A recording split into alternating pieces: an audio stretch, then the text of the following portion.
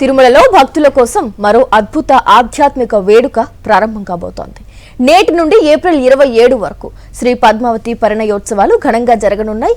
3 రోజుల పాటు నారాయణగిరి ఉద్యానవనాల్లో జరిగే ఈ వేడుకలకు టీటీడీ భారీ ఏర్పాట్లు చేసింది. పురాణ ప్రాధాన్యతతో కూడిన ఈ ఉత్సవం కోసం పరిణయోత్సవ మండపాన్ని సుందరంగా అలంకరించారు.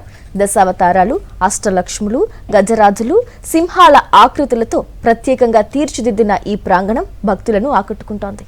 పురాణాల ప్రకారం కలియుగ ఆరంభంలో శ్రీ మహావిష్ణువు వెంకటేశ్వర స్వామిగా భూలోకానికి విచ్చేసి నారాయణ వనాన్ని పాలించిన ఆకాశరాజు కుమార్తె పద్మావతిని వివాహం చేసుకున్నారు. వైశాఖ శుద్ధ దశమి పూర్వ పల్గుని నక్షత్రంలో నారాయణ వనంలో జరిగిన ఈ దివ్య కళ్యాణ ఘట్టాన్ని వెంకటాచల మహత్య గ్రంథం వివరిస్తోంది. ఆ మహోత్సవానికి గుర్తుగా ప్రతి సంవత్సరం టీటీడీ 3 రోజుల పాటు పద్మావతి పరిణయోత్సవాలను నిర్వహిస్తోంది. 1992వ సంవత్సరం నుండి నిర్వహిస్తున్న ఈ ఉత్సవాలు తిరుమల నారాయణగిరి ఉద్యానవనాల్లో వైభవంగా జరుగుతున్నాయి. ఈ ఏడాది కూడా టీటీడీ గార్డెన్ విభాగం ఆధ్వర్యంలో పరిణయోత్సవ మండపాన్ని అత్యంత అందంగా అలంకరించారు.